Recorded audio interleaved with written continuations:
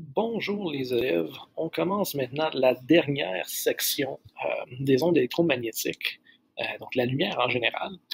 On va commencer cette dernière partie ici en évaluant ce qui arrive avec l'interférence entre deux sources ponctuelles. Donc l'année passée, on avait vu que deux ondes peuvent mais peuvent occuper le même espace, mais sont sujets au principe de superposition. Donc, c'est là où on avait vu qu'il peut y avoir des interférences constructives, donc ça augmente l'amplitude, ou destructives, qui peut diminuer l'amplitude et même détruire l'onde. Donc, les ondes existent quand même, mais l'onde résultante est nulle. Donc, on pourrait dire effectivement qu'on a détruit une onde. Donc, on peut le faire avec le son, on peut le faire avec des vagues sur l'eau, et on va voir qu'on peut aussi le faire avec de la lumière. Donc, avant de sauter dans la lumière, on va aller analyser qu'est-ce qui arrive avec deux sources ponctuelles qui sont en train d'émettre des ondes en phase. Donc, les deux sont en phase, ça veut dire qu'ils sont en train d'émettre en même temps, donc la même fréquence, même longueur d'onde. Il n'y en a pas un qui est offset, là, ils sont en train de l'envoyer ensemble. On va voir qu'il va y avoir des patrons d'interférence. On va voir des choses qui se produisent qui sont intéressantes. Donc, juste pour commencer, là, ça a l'air pas mal intense ce que je vous dessine ici. Dans vos notes, mais on va avoir à défricher ça pour bien comprendre ce qui se produit. Donc, S1 et S2, c'est mes deux sources. Source 1, source 2. Ils sont en train d'envoyer des ondes. Là, les lignes noires solides, ça serait les crêtes, tandis que les petites lignes bleues pointillées, ça serait des creux. On est en train de montrer des crêtes et des creux qui sont en train de vibrer et se propager dans un lac, disons. Donc, c'est deux personnes ou une personne qui est en train de frapper l'eau d'un lac en phase comme ça, est en train d'émettre des ondes dans le lac. Donc là, on peut voir évidemment, il y a deux cercles, il y a plusieurs cercles concentriques qui sont centrés sur S1 et S2 qui sont en train de grandir, puis s'éloigner. Évidemment, à chaque fois que deux crêtes vont se rencontrer ensemble, on dit qu'il va y avoir de l'interférence constructive. Donc n'importe quoi, parce qu'il y a un cercle donc noir ici, et un autre cercle noir, on pourrait dire qu'il y a l'interférence constructive. Donc, allons voir là où est-ce qu'il y a deux noirs qui s'intersectent. Donc, genre, ici, j'ai une ligne noire, j'en ai une autre. Donc, au point rouge là, on pourrait dire qu'il y a deux crêtes qui sont rencontrées. Donc, on a de l'interférence constructive. Donc, chaque point rouge remarque que c'est en train de montrer de l'interférence constructive. C'est pas juste lorsqu'il y a deux crêtes, mais aussi lorsqu'il y a deux creux. Comme ici, là, j'ai une ligne pointillée bleue et une autre ligne pointillée bleue qui est en train de s'intersecter. Donc, j'ai une très grande amplitude positive ici, j'ai une très basse amplitude négative ici, mais c'est quand même une interférence constructive. Contrairement à ceci, on peut avoir de l'interférence destructive, donc parfaitement destructive sur une crête et un creux qui se rencontrent. Donc là, regarde ici, là, j'ai une ligne noire qui est une crête, j'ai une ligne bleue qui est un creux, les deux s'annulent, donc on met un petit cercle rouge vide pour montrer de l'interférence destructive. Remarque que ça fait comme une petite ligne ici, là. J'ai comme une ligne d'interférence constructive là, j'en ai une autre là, j'en ai une ici, puis j'en ai une là. J'ai la même chose avec les ondes destructives, pardon, les trajets où c'est seulement de l'interférence destructive. Il y a comme un patron ici qu'on semble remarquer. C'est comme des petites lignes qui sont en train de sortir dans certaines directions, où ce qu'on verrait des grandes amplitudes et des places où il n'y aurait aucune amplitude. Je vais vous montrer une simulation de ceci dans quelques secondes, là, mais juste pour le vocabulaire. Crête, creux, c'est important. Les lignes nodales. Donc, vous savez, dans une onde stationnaire, lorsqu'il n'y a pas de mouvement, on appelle ça un nœud. Donc, on avait appelé ceux-là des lignes nodales. Donc, lorsqu'on a une crête et un creux ensemble, lorsqu'il y a l'interférence destructive, effectivement, il y a un nœud constamment. Il n'y a jamais d'amplitude. Les deux ondes s'annulent. Donc, tout le long de ces lignes bleues ici, là, ce que c'est des cercles rouges vides, ça, c'est des lignes nodales. Donc, j'en ai pointé deux, mais il y en a une ici, il y en a une autre là, il y en a une autre ici. Donc, il y en a plusieurs. Comme j'ai expliqué, les lignes noires solides, c'est des crêtes. Les lignes pointillées bleues, c'est des creux. On est en bas ici. Des lignes antinodales, donc un anti-nœud, quelque chose qui n'est pas un nœud, on appellerait ça les places où il y a de la grande interaction. Donc l'interférence constructive. Les crêtes et les crêtes s'alignent, les creux et les creux s'alignent. Donc ça, c'est des lignes antinodales. Ce n'est pas des nœuds. Okay? Donc ici, une autre, n'importe où, il y a des cercles rouges foncés. Donc là, on est en train d'écrire le double crête, double creux, justement, c'est ça de l'interférence constructive, tandis qu'un nœud est produit ici, j'ai une interférence destructive, j'ai une ligne noire et une ligne bleue pointillée. Ça ressemble à quoi ça en pratique? Donc, je vais vous montrer une simulation, je vais vous donner accès évidemment dans le Classroom aussi. Allons voir ça. Donc, on commence ici avec... C'est ça. Donc, ici, c'est une démo qu'on pourrait faire à l'école et très dur à monter là, pour que ça soit beau et clair. Les simulations sont très bien à faire. Donc, imagine que j'ai de l'eau et j'échappe des gouttes d'eau à un rythme constant. Et donc, à chaque seconde, j'envoie une nouvelle goutte d'eau. On est en train de produire une onde deux-dimensionnelle qui se propage sur la surface de l'eau. Donc, elle est en train de s'éloigner de plus en plus. Donc, remarque, là, ici, là, j'ai une couleur pas foncé, mais très clair. Le bleu est très clair, tandis que le bleu commence à devenir de moins en moins foncé, donc l'amplitude diminue. Ça, dans le graphique, l'amplitude est très grande, toute l'énergie est dans l'onde à la source, et l'amplitude diminue le plus qu'on s'éloigne, plus que le cercle grandit. Toute l'énergie, qui est l'amplitude, qui est décrite par l'amplitude, est partagée sur un cercle de plus en plus grande circonférence, donc l'amplitude diminue. OK. Donc ça, c'est une source. Qu'est-ce qui arrive lorsqu'on a deux sources? On va s'arrêter ça, là. On voit évidemment que je vais avoir de l'eau à l'équilibre, il n'y a aucune perturbation. Je peux en envoyer une onde, comme on a vu tout à l'heure, ou je pourrais en envoyer deux. Donc, j'ai deux sources qui sont en phase, les deux sont en train d'envoyer des gouttelettes d'eau en même temps. Ça produit des longueurs d'onde qui sont identiques. Bon, il faut que ça soit en phase, il faut que ça soit de la même longueur. Remarque qu'est-ce qui arrive. Là, ça, c'est qu'est-ce qu'on appellerait nos lignes nodales. Ici, j'ai presque l'équilibre. J'ai une crête et un creux qui se rencontrent, qui vont s'annuler, tandis qu'au milieu, ici, j'ai une onde où ce que j'aurais deux... regarde, la couleur, là, elle est très, très bleu clair. Ça veut dire que l'amplitude est plus élevée au centre ici qu'elle serait, genre, plus loin, genre là. Donc, on va le voir un peu plus beau avec d'autres façons, là. Mais effectivement, on observe, si jamais tu es dans un lac très calme, essaye-le, tu peux frapper tes mains, envoie des ondes, puis ça se fait quand même assez bien. Si tu as deux balles de quelque sorte, des balles de tennis ou peu importe, là, ça se fait très, très, très bien avec ça. Donc ça, c'est qu'est-ce qu'on va aller explorer aujourd'hui. Ça va être l'interférence entre deux sources ponctuelles. Puis on va aller élaborer ça plus tard avec la lumière. Donc si on pourrait faire la même chose avec une autre onde mécanique, pensez avec un son. Le son est aussi une onde mécanique qui se propage dans l'air. Au lieu d'être une onde transversale, on a une onde longitudinale, mais ça ne change rien. J'ai quand même un effet d'interférence qui se produit. Donc ça, c'est une petite expérience, une petite démo que je fais avec mes élèves parfois. Tu prends deux petits haut-parleurs, comme ceux qu'on a dans la classe, d'ordinateur, et tu génères un ton. Genre juste un ton, là, une fréquence, là, de peu importe, à cause des longueurs d'onde sonores qu'on peut entendre sont environ 1 mètre-ish, environ de l'ordre de grandeur qu'on pourrait mesurer avec une règle ou avec de la ficelle. Là, je leur dis, va trouver les places dans la classe où est-ce qu'il y a une faible amplitude, où est-ce qu'on n'entendrait presque rien.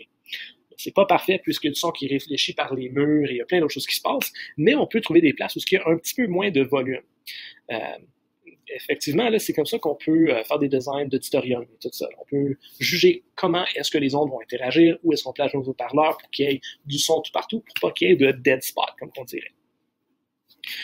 Donc, on va faire une analyse mathématique pour voir comment ça se produit. Comment est-ce qu'on peut prédire où est-ce qu'il y a une interférence destructive, constructive, qu'est-ce qu'on devrait savoir. Donc, on va retourner à nos notes. Donc, je vais passer à travers les maths avec vous autres, je vais vous donner les équations. Donc, c'est important à comprendre certaines choses de base.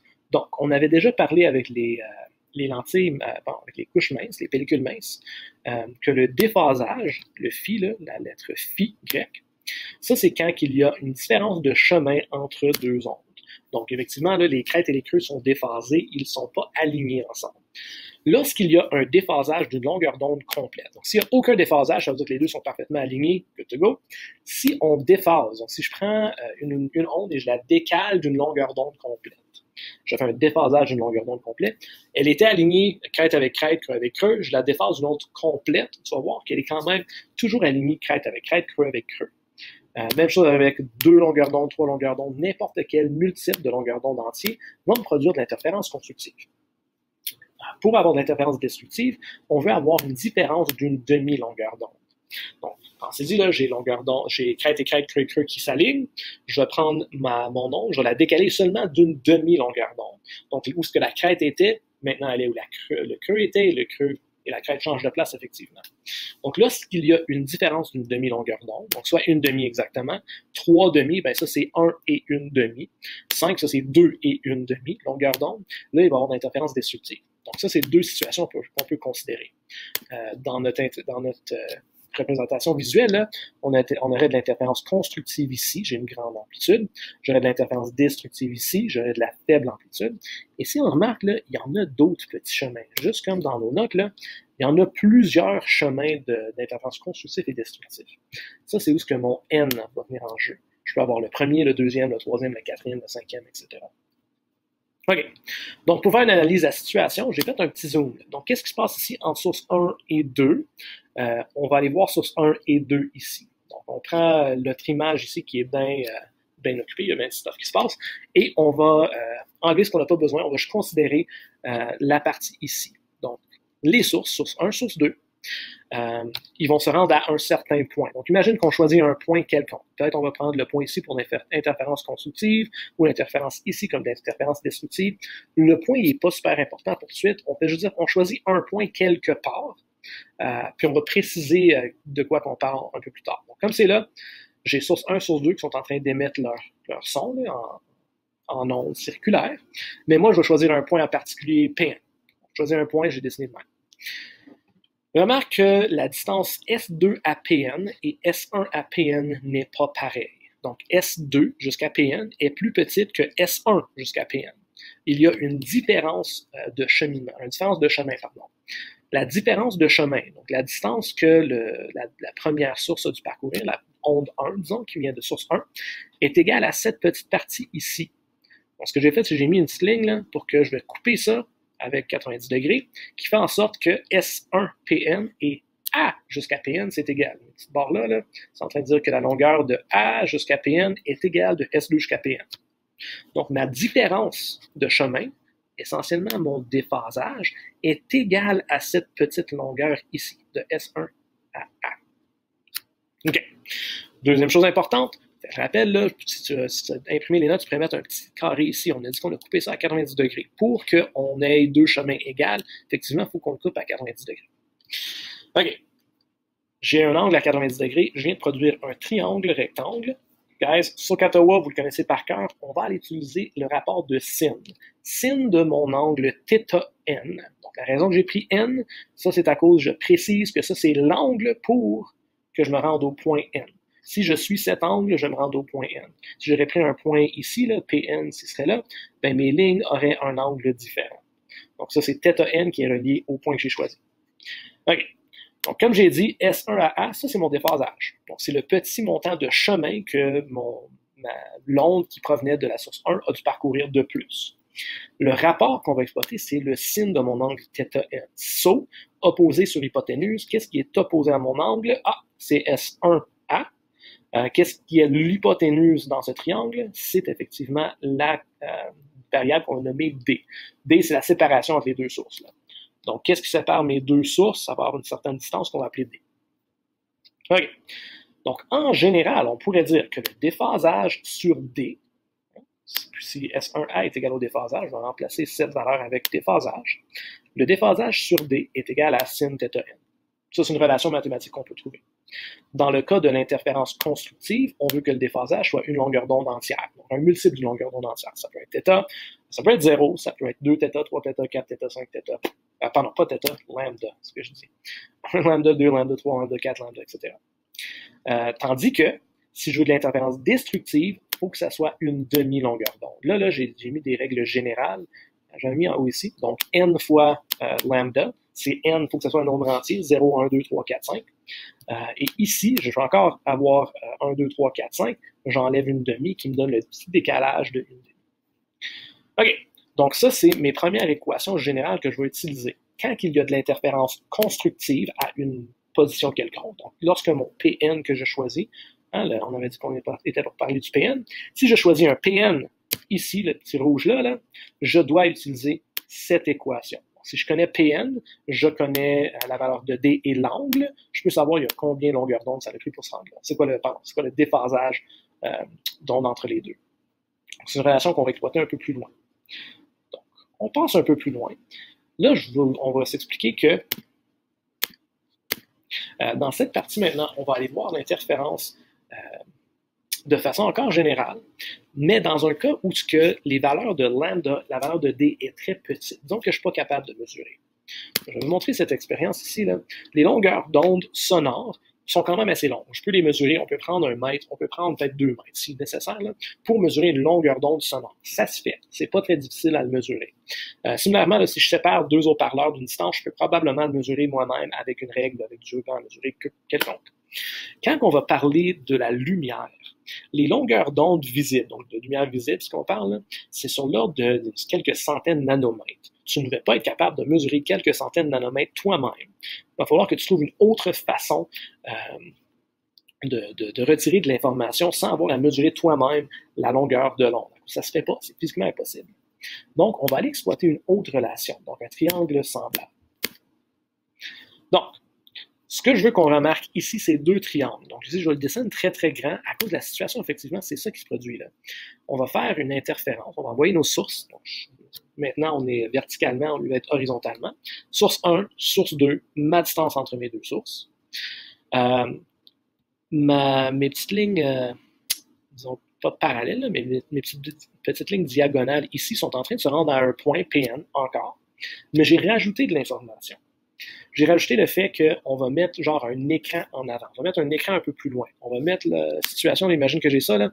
Ça serait mon écran ici. Cette frontière-là, tout le son va frapper des détecteurs, disons, ici, puis je vais être capable de reconnaître, ah, ici, il y a beaucoup de volume, ici, il n'y en a pas de volume. Ici, il y a beaucoup de volume, ici, il n'y en a pas. Donc, ça va être mon écran, on va appeler ça. Ici. Je pourrais donc mesurer la distance entre le centre B jusqu'au PN. Le B ici va apprendre, on va avoir un nom plus tard qu'on va utiliser, ça va être le maxima central. On va voir là, ici, remarque, c'est un maxima dans le milieu. On est en train d'envoyer des amplitudes très élevées. On appelle celui-ci qui est parfaitement dans le milieu aligné perpendiculaire à la séparation des deux sources. Là. Ça, c'est le maxima central. Il va toujours avoir une amplitude maximale au centre central. Donc ça, c'est le maxima central. Ici serait la première ligne nodale, donc le premier minima. Remarque, j'ai aussi un premier minima ici. C'est symétrique. Donc, tu as le maxima central, ensuite tu as tes premiers minima. On va appeler ça N1 pour les minimums, N2 pour les minimums, N3 pour les minimums. Ou tu préfères pareil avec les maxima. Tu vas avoir le maxima central, tu vas avoir les premiers maximums, les deuxièmes maximums, les troisièmes maximums. Ça va se voir un petit peu plus clair dans les prochaines notes qu'on va aller faire. OK. Donc, on va exploiter un rapport trigonométrique entre 2 triangles semblables. Donc là, je vous montre, là, on avait notre petit triangle ici qu'on avait discuté tout à l'heure. Ça, c'est le triangle qui est en haut là. Ça, c'est le petit triangle qui est ici. Donc, imagine, ça, c'est très, très, très, très, très petit. La distance entre les sources, c'est comme très petit. Les longueurs d'onde, c'est très petit. C'est pas super utile à aller mesurer ça directement. Mais, si ma distance entre, on va appeler C le centre, entre les 2 sources, là, si la distance entre C et mon point PN, je peux mesurer. Et la distance entre mon maxima central et mon point PN, je peux mesurer. Là, on peut exploiter quelque chose d'important. Là, on imagine que je peux mesurer cette distance ici et je peux mesurer la distance entre le point C et le point PN. Donc, les 2 triangles semblables, c'est les suivants. Le triangle S1, S2, A, ça c'est le premier qu'on avait vu dans la première section. Le deuxième triangle semblable, c'est aussi un triangle rectangle, évidemment, pour que ça soit similaire, semblable au premier. Ça va être de C à B, à PN, puis ensuite jusqu'à C encore. Okay, donc c'est un grand triangle, là. C à B, B à PN, et ensuite on va suivre jusqu'à C encore. Ça, c'est mon deuxième triangle semblable. On va aller trouver nos angles, on va aller voir que l'angle θn qui était caché ici, c'est aussi l'angle θn qui est là. C'est une approximation qu'on fait. C'est pas parfait. Je suis d'accord, mais effectivement, avec la lumière, quand on va le faire avec des lasers, la distance L, est tellement plus grande que la distance D, entre S1 et S2, fait en sorte qu'ils sont pratiquement pareils, ils sont presque identiques. OK. Donc, les 2 triangles sont semblables. Donc, on serait capable de dire que le signe de θn est égal au signe de θn'. N', c'est celui que j'ai nommé ici pour dire que c'est vraiment deux.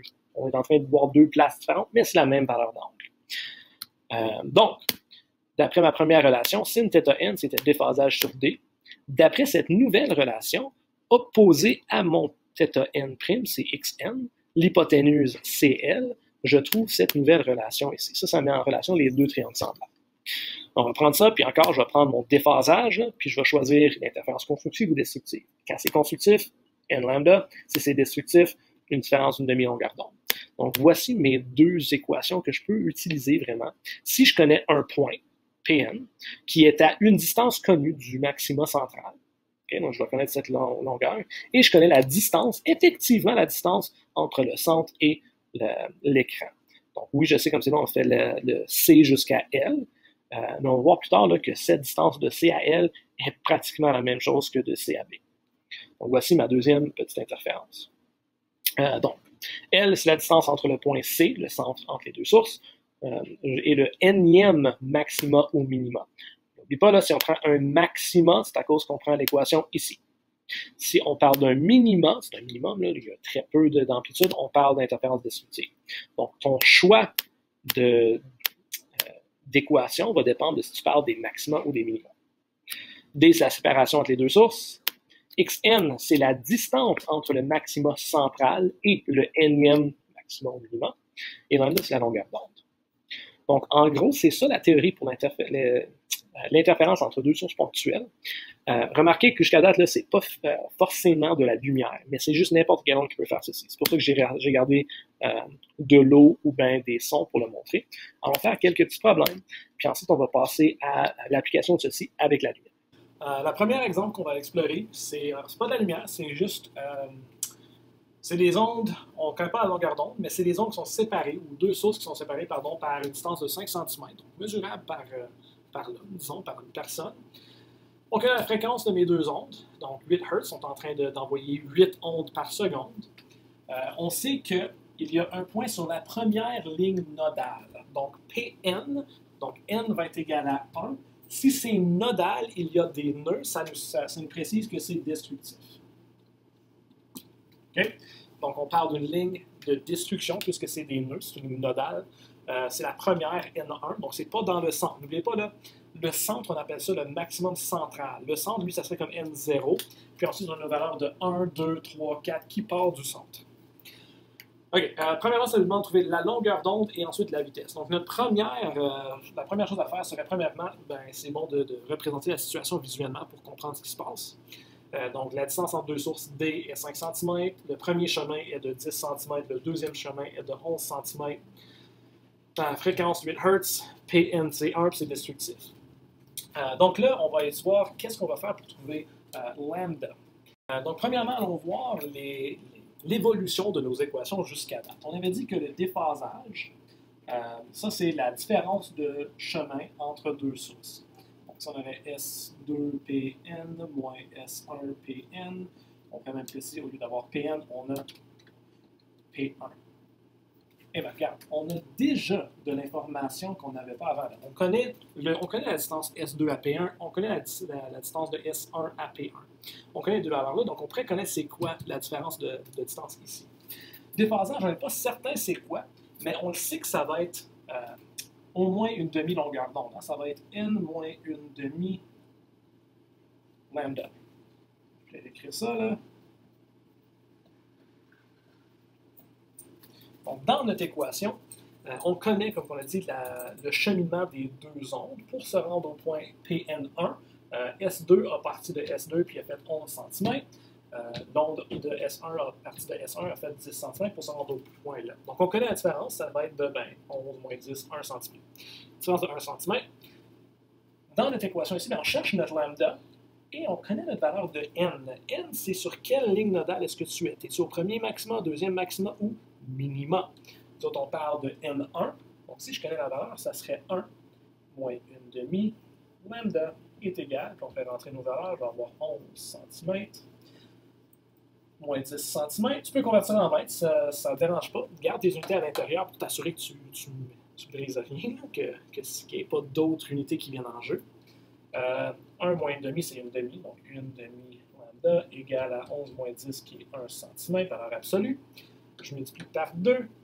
Lambda est égal à 2 cm. Donc, on connaît notre longueur d'onde, c'est de 2 cm. Là, on est à 3 chiffres significatifs. 1, 2, 3, 1, 2, 3. Donc, 2,00 cm. Pour la partie B, pour la vitesse. Mais là, n'oublie pas qu'ils nous ont donné la fréquence. Là, ça devrait sauter dans la tête. Là. V égale lambda F. Équation d'onde universelle. On vient de trouver notre lambda qui est 2 cm. La fréquence, elle est de 8 Hz ou 8 par seconde. 2 fois 8 nous donne 16 cm par seconde. C'est pour ça que je vous dis, là, regardez vos unités de mesure, donne-moi pas une valeur de 16 mètres par seconde, c'est pas ça. Là. Soit tu convertis en mètres pour t'assurer que tu ne fais pas d'erreur, ou tu t'habitues à utiliser tes unités dans ton équation, dans l'équation, dans le développement. Donc, on vient de trouver la longueur d'onde, on vient de trouver c'est quoi la vitesse. Donc, on vient de répondre à la question. Passons à une autre situation où on doit exploiter les relations du petit triangle à l'intérieur ici, à l'aide du grand triangle aussi. Okay. Dans ce deuxième exemple, on a un modèle d'interférence à deux sources. Donc, ça veut dire qu'il va y avoir de l'interférence qui va se produire contre notre écran. On va utiliser le mot écran, là, quelque chose qui va capter si c'est un point nodal ou un maximum. Donc, si on parle encore d'un point nodal, donc c'est sur la deuxième ligne nodale. Ça veut dire, là, ici, il va y avoir un max, le maximum central, ou on pourrait l'appeler la bisectrice, elle coupe en deux, là. Et ça veut dire qu'il y en a une autre là, quelque part entre les deux ici. Tu vas avoir ton P1, pas le P1, là, mais ligne nodale 1 qui va passer ici. Donc, tu aurais un P1 là. C'est peut-être le P1 qu'on a fait tout à l'heure, je ne sais pas. Maintenant, on parle du P2. Donc, la deuxième ligne nodale, ça va aller à notre PN2, puisqu'on dit ligne nodale. Antinodale, ça, on parle encore de destructif. Okay? Donc, on veut quand même prendre les équations d'interférence destructive. Ils nous disent que la distance entre la bisectrice et le point PN est de 8 cm, et la distance entre le centre des deux sources et le point PN est de 28 cm. Là, on se souvient, puis on va trouver une angle de quelque sorte. Donc, le trajet qu'on avait fait. Donc, initialement, là, on avait pris notre petit triangle pour trouver la relation suivante. On avait sin de θ n est égal à ça sur d. Ça, c'était notre première relation qu'on avait trouvée. Ensuite, on avait pu montrer que c'était aussi égal à xn sur l. Donc ça, c'est vraiment en général, c'est en gros ce qu'on a dérivé. Déphasage sur d, la distance entre les deux sources S1. Ils ne l'ont pas donné ici, donc on ne va pas utiliser d. On ne connaît pas de déphasage non plus. On sait que ça va être une demi-longueur d'onde, mais je ne sais pas si c'est 1,5, 2,5, 3,5, 4,5, j'ai aucune idée. Donc la partie ici, là, ne serait pas importante pour moi, j'ai pas assez d'informations à l'exploiter. Tandis que xn, cela on la connaît, et L, la distance entre le centre des deux sources, et Pn, ça on la connaît aussi. Donc je peux prendre sin de θn, on pourrait préciser pour dire que c'est sin de θ2 pour la deuxième ligne nodale, est égal à x2 sur L. On connaît x2, on connaît L, on peut donc trouver notre θ qui est égal à sin à la moins 1 x2 sur L. Puis on rentre nos valeurs. θ2 est égal à sin moins 1 x2 qui est 8 cm sur 28 cm qui nous crache un angle de 16,6 degrés. Donc, c'est une petite introduction bien vite faite pour les interférences entre deux sources ponctuelles. Restez ici, là, on va écouter, la vidéo n'est pas encore finie, on va aller voir le phénomène de la diffraction, pardon. Donc pas réfraction, mais diffraction dans les ondes électromagnétiques et comment on peut faire quelque chose de similaire avec les ondes électromagnétiques, comme la lumière visible.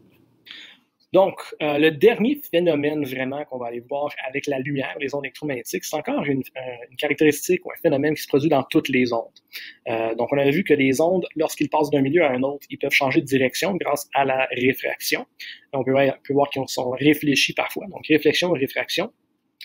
Les deux phénomènes-là, de réfraction et de réflexion, peuvent être aussi expliqués par les ondes comme agissant comme des particules. Donc, ce que je veux dire par ça, si tu prends une balle et tu la lances à un mur, ben, elle va être réfléchie, hein, elle va rebondir dans une direction qu'on pourrait prédire. Similairement, si tu as une balle de soccer et tu la fais rouler du pavé jusqu'à de la pelouse, oui, il va y avoir des questions de friction, mais si ça frappe à un angle, la balle de soccer, elle aussi, va changer de direction. Si le milieu change, tu vas avoir un changement de direction avec de la particule, disons. Donc, ça a remonté plusieurs questions de la lumière elle-même. Pour longtemps, Newton avait posé que la lumière, c'est une gang de petites particules qu'il appelait des corpuscules. Puis il avait utiliser la réflexion. Il avait dit, regarde, on peut frapper une balle, ça rebondit, ça doit être comme de la lumière. La lumière, ça peut être réfléchi. Je peux faire changer la direction de la lumière, comme une particule. Donc, on n'était pas certain si la lumière était une onde ou une particule. La diffraction, ça, c'est un phénomène qui se produit strictement avec les ondes. Donc, c'est bizarre, là, mais essentiellement, là, je vous montre dans vos notes, c'est que lorsqu'une onde passe à travers une barrière, un trou ou même un obstacle, elle va se courber. Il va avoir des petites... elle va se courber aux extrémités. Donc, la première exemple que je vous montre, elle passe à travers une grande fente. On va appeler ça des fentes. Et remarque qu'il y a un petit peu de courbure sur les extrémités. Hein. Autrement, dans le milieu, elle a l'air comme une onde quand même pas plane, unidimensionnelle. Elle va dans une seule direction. Donc, avant, elle bouge dans une seule direction. Elle frappe cette fente. Et maintenant, il y a une petite composante qui la fait tourner un peu. Elle part un peu comme une courbée aux extrémités. Plus qu'on rapetisse cette fente, cette ouverture, plus que la diffraction, donc la diffraction, c'est le phénomène qu'elle est en train de courber aux extrémités, plus qu'elle est importante. Donc, si j'envoie à travers une petite fente, remarque que maintenant, les extrémités sont plus courbées et on dirait maintenant qu'elle sort d'une source ponctuelle. Comme on avait vu avec les gouttes d'eau dans l'eau, on dirait que ça fait genre une onde circulaire.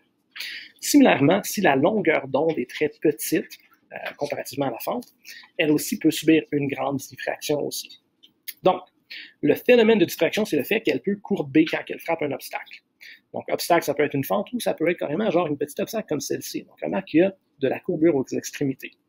Condition pour observer de la diffraction, c'est que l'ouverture, elle, donc soit l'obstacle ou la fente, doit être de l'ordre de grandeur de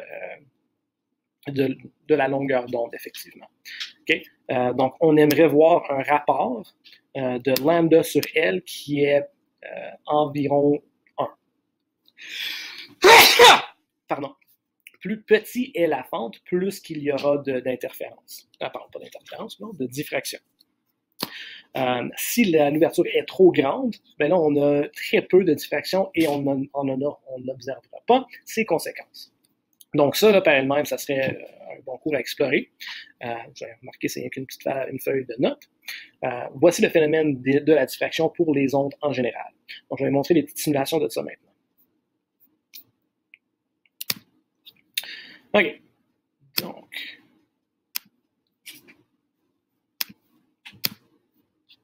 OK. Voici maintenant la situation où j'envoie des ondes unidimensionnelles. Donc, ça en va toutes dans une direction, il n'y a aucune perte d'amplitude, il y a vraiment juste une direction. On pourrait envoyer ça genre sur une corde si tu veux, ou ici, ça serait de l'eau. Donc, on est en train de générer de l'eau. Imagine une barre d'eau, un morceau de bois qui est en train d'être frappé sur l'eau, ça envoie des ondes dans une direction. Qu'est-ce qui arrive si on rajoute une fente? Maintenant, remarquez qu'il y a de la petite courbure qui se produit. Donc, en passant à travers, là, elle est en train de courber aux extrémités un peu. Et maintenant, du côté droit de la fente, on dirait que c'est une... Si on ne saurait pas qu'il y aurait une fente là, on pourrait dire « Hey, ça vient d'une source ponctuelle. » Right? C'est un peu bizarre. Donc, on pourrait changer la grandeur de notre fente. Et remarque de plus en plus qu'elle est plus petite, plus qu'elle ressemble à une onde ponctuelle. Tandis que si elle est très grande... Là, il y a très peu de diffraction, puis on dirait qu'il y a une grande partie qui est quand même plat en avant. Ça n'a pas l'air autant comme des cercles concentriques. On peut faire la même chose avec le son. Donc, si j'ai des longueurs d'onde sonores, même chose se produit. On a de la diffraction lorsque ça passe à travers d'une petite fente. La raison que ceci devient intéressant, c'est le suivant. Tout à l'heure, on avait deux sources ponctuelles. On avait deux speakers, on avait cette situation ici. Remarque que je pourrais produire un patron similaire si j'aurais deux fentes. Donc, si j'ai deux fentes qui sont en train d'être traversées par une onde unidimensionnelle et qui est en train de passer à travers, et là, on observe un phénomène d'interférence, un pattern d'interférence qui est très similaire à celui-ci. Effectivement, là, c'est la même chose. On pourrait encore diminuer les grandeurs pour le rendre plus important. Donc, maintenant, on a trouvé une façon de prendre une seule source, okay, un seul générateur, et le faire agir comme deux sources.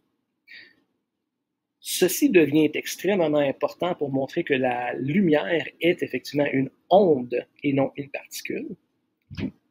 peut-être, on pourrait le débattre plus tard, mais c'est une preuve pour voir que la lumière agit comme une onde.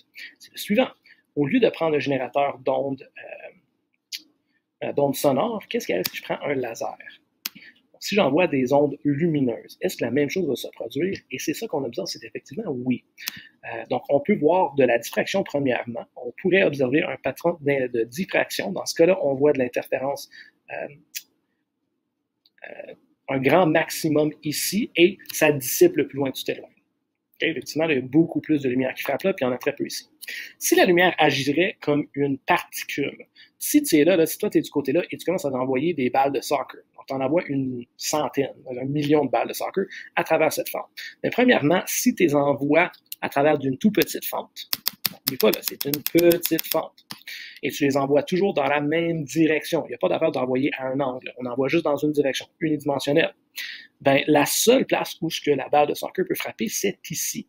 Il n'y a pas d'affaire que la balle de soccer finisse là, ou là, ou là. Il faut qu'elle passe à travers, encore dans une direction unidimensionnelle, passe à travers la fente et frappe directement là ici.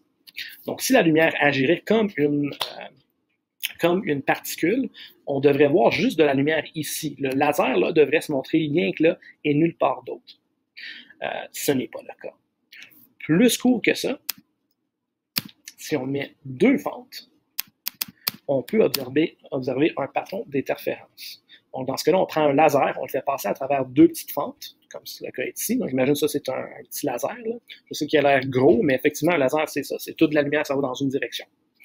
Ça passe à travers la fente et ça commence à se propager comme 2 ondes. C'est comme s'il y aurait 2 sources qui envoient. C'est comme s'il y aurait 2 lasers, right? Mais pas 2 lasers, ça serait genre 2 sources lumineuses ensemble. Donc, on observe un patron d'interférence qui va suivre exactement les mêmes équations qu'on a vues tout à l'heure. Donc, c'est pour ça, là, les maths, on les a déjà faites avec les ondes mécaniques, les ondes qu'on connaissait quand même assez bien. Mais on peut voir maintenant que la même chose se produit avec, effectivement, de la lumière. Ça s'observe, c'est une des meilleures expériences qu'on peut faire en classe. On fait un lab d'habitude pour mesurer l'épaisseur d'un cheveu. Donc, comme je l'ai montré, là, si on met un obstacle ici, on peut observer de la diffraction. Donc, si tu prends un cheveu, un poil, peu importe, là, et tu l'étires, et tu passes un laser à côté entre les deux, plus loin sur un mur, tu verrais qu'il y a des petits points qui sont en train de se placer. Tu es en train d'observer un patron d'interférence. Tu aurais un maxima central dans le milieu. Tu aurais rien à côté, des minima. Ensuite, un maxima de premier ordre, minima, maxima de deuxième ordre. Donc, tu aurais plein de petits points. Je vais vous montrer ça si j'ai la chance de faire une petite vidéo tout à l'heure. Donc, ça, c'est le phénomène de la diffraction qui est exploité pour montrer l'expérience de Young. Thomas Young, lui, il voulait démontrer, hey, on peut montrer que la lumière, c'est une onde, je crois que c'est une onde, voici une expérience qui démontre 100% que c'est une onde. Right? Faux. Einstein a plus tard fait une autre expérience, l'effet photoélectrique, qui confirmait effectivement que la lumière agissait comme une particule. Who knows? Donc, pour la lumière, on parle souvent de la dualité onde-particule. Il y a plusieurs expériences qui vont démontrer que la lumière agit comme une onde, et il y en a plusieurs qui vont montrer qu'elle agit comme une particule. Il y en a qui peuvent être expliqués par les deux, mais vraiment, là, le phénomène de la diffraction, c'est strictement les ondes qui peuvent le faire. Et le phénomène de l'effet photoélectrique aussi, ça aussi, c'est strictement une particule qui peut faire ça. Donc, la lumière doit des fois agir comme une particule et des fois comme une onde. Elle est vraiment, vraiment bizarre. Même plus intense que ça. Donc, on vient de montrer ça avec des ondes. All right, fine. La lumière est wonky. I get it. On l'accepte. Cette expérience, celle-ci, là, avec les 2 fentes, a aussi été répétée avec des électrons. Donc là, peut-être vous avez pensé, c'est big deal, c'est pas la fin du monde, l'électron c'est bien petit. Mais oui, pas. Un électron, ça a une masse. C'est une particule, c'est effectivement quelque chose de solide, ce qu'on considère comme solide. Mais si on envoie un électron à la fois à travers d'une situation comme celle-ci, donc imagine ici je suis en train d'envoyer des électrons, là, un électron à la fois, on va quand même observer un patron d'interférence. Je vais vous mettre une vidéo qui l'explique un peu plus en détail. Pas trop de détails, mais je vais expliquer le phénomène de ce qui se passe. Mais pensez-y, là, c'est en train de démontrer que la matière qu'on considère solide agit comme des ondes dans certaines situations. Donc, toi, comme personne, comme quelque chose de solide, de physique, que tu peux toucher tout, j'avais déjà montré là, qu'on est 99% vide, oh crazy, ou qu'on ne se touche vraiment pas, oh crazy, mais une fois que tu comprends pourquoi, tu te dis, whatever. C'est cool, mais c'est pas si intense que ça. Mais vraiment, là, la réalité est que toutes les particules dans ton corps, tous les protons, tous les neutrons, tous les électrons, n'importe quoi qui compose ton corps, agit à sa base comme une onde. Une onde, on va laisser ça là. Effectivement, c'est une onde de probabilité. On l'aurait couvert en mécanique quantique si on avait eu la chance, mais je vais vous donner quelques petites ressources pour l'explorer. Allons faire quelques petits... allons voir les notes pour l'expérience de Thomas Young, puis ensuite on va faire quelques petits exemples. Donc, l'interférence de Young. Donc, remarquez encore, on a du côté droit, là, on remarque quelque chose qui est très, très similaire à ce qu'on avait vu. Hein? On avait les points rouges non remplis. Donc, Young voulait vraiment démontrer là, que la lumière agissait comme une onde et il voulait utiliser l'interférence d'onde pour le démontrer. Donc, ce qu'il a fait, c'est qu'il a passé d'un laser, de la lumière monochromatique. Donc, monochromatique veut dire qu'il y a juste une couleur. Donc, un laser, en gros, c'est juste rouge, c'est juste vert, c'est juste bleu, juste une couleur. Si tu mets de la lumière blanche, tu vas finir avec rien de cohérent. La raison est que la diffraction va être différente pour chaque onde, ça va finir un peu tout partout, tu n'aurais rien de clair. Donc, on a besoin d'avoir de la lumière qui est monochromatique et en phase. Donc, prends-toi un laser, ça fonctionne. Si tu te prends un laser, et si tu l'as à la maison, là, tu as un chat, prends un laser, enlève-toi un poil, trouve une façon de l'étirer, puis passe un laser juste à travers. Tu vas voir, si tu te mets quand même assez loin d'un mur, dans le noir, tu vas voir qu'il y a plein de petits points qui vont se placer. Ça, c'est effectivement le patron d'interférence ici. Donc là, je vous fais remarquer que directement dans le centre, il a le maxima central. Il y a toujours un grand point qui est plus brillant que les autres. Là où il y a des petites lignes bleues, là, ça c'est les lignes nodales. Ça c'est ce qu'il y a des minima, on voit rien. C'est des franges sombres. Donc des fois on voit aussi le frange sombre, frange brillant, des franges. Ça veut juste dire que c'est une barre ou c'est une partie où c'est sombre. Ici c'est une partie où c'est une frange brillante, il y a beaucoup de lumière. Donc ça serait genre notre N0. À la première ligne bleue ici, ça serait N1 pour de l'interférence destructive, N2 pour de l'interférence destructive, N3, N4, N5. Ça, c'est pour l'interférence destructive. Tu as la même chose de l'autre côté, là. N1, N2, N3, N4 pour de l'interférence destructive. Aux lignes rouges, là, où j'ai mis les petites étoiles, ça, c'est de l'interférence constructive. Là, on peut mesurer où est le point le plus brillant là, que tu mesures par rapport au maxima central. C'est quoi la distance entre l'étoile là et l'étoile là? C'est quoi la différence entre l'étoile ici et celle-là? Et je montre ça aussi dans votre petit... Je le montre ici, là. Ça, c'est notre patron d'interférence. Dans le milieu, tu aurais un grand maximum. Tu aurais un grand point brillant ici. Tu en aurais un autre point brillant qui serait, on va voir, X1 ici. X2, tu en aurais un autre là. X3, tu en aurais un autre là. C'est tout mesuré par rapport au maximum central. Donc, on va faire quelques petits exemples. Effectivement, c'est les mêmes équations qu'on utilisait la dernière fois, sauf que cette fois, on peut utiliser les longueurs d'onde qui sont de l'ordre de grandeur de la lumière. On pourrait aussi aller observer la distance entre les deux trous ou les deux fentes qui vont séparer mon laser en deux sources monochromatiques. Donc, allons faire ça. Puis ensuite, quelques petits devoirs. OK. Comme d'habitude, c'est bien dessiné. J'ai gardé les équations-là pour qu'on puisse y référer. Je m'excuse, c'est un peu jackpoté. Donc, j'ai une lumière que je suis en train de faire passer à travers une petite fente, ou deux petites fentes qui sont séparées de 0,15 mm.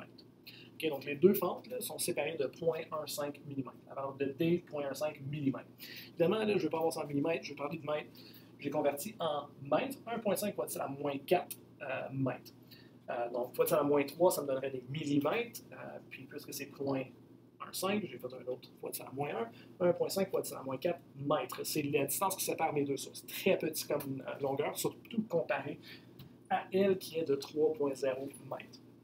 Donc, ils nous disent que la distance entre le maxima central et la 8e frange sombre est de 8 cm. Donc, si c'est une frange sombre, immédiatement, tu devrais dire que c'est destructif. Donc, c'est cette équation-là que je vais utiliser.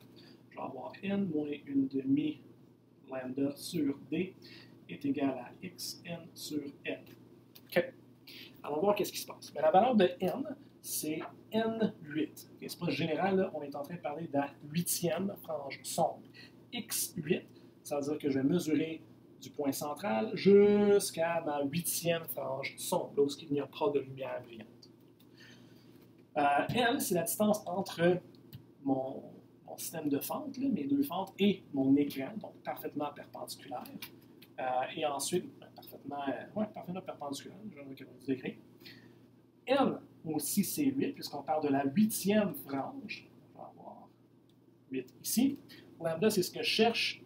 D, c'est la distance entre mes deux fentes, qui est donnée de 1,5 fois 10 à la moins 4 mètres. Puis il nous avait dit que X8, là, c'était notre valeur de 4 cm. Donc ça fonctionne bien, 8,0 L, la distance est de 3 mètres. La distance entre l'écran et ma source, ou mes deux fentes, est de 3 mètres. On voit-tu une erreur? J'espère que vous avez attrapé.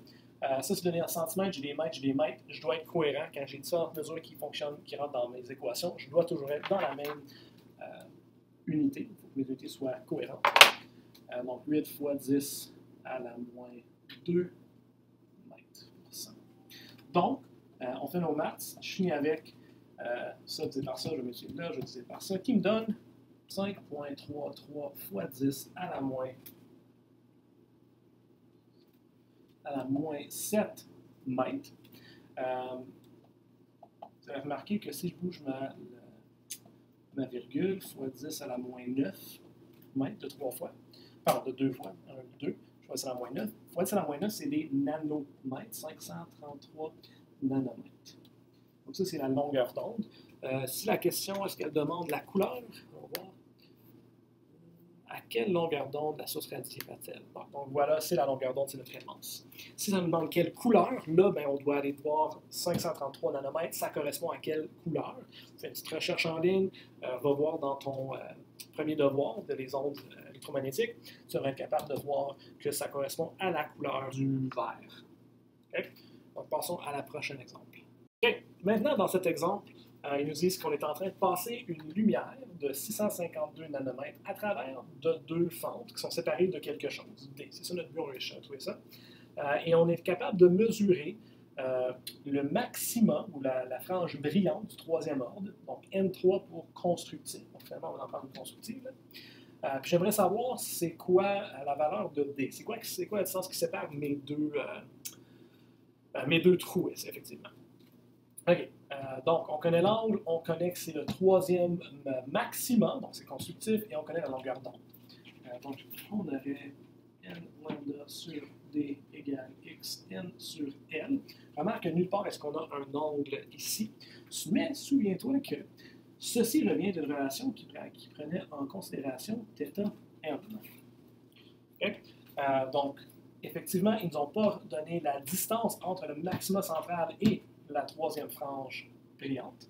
Donc, on ne peut pas prendre ceci. On ne connaît pas la distance entre les fentes eux-mêmes et l'écran, donc on scrape ça complètement.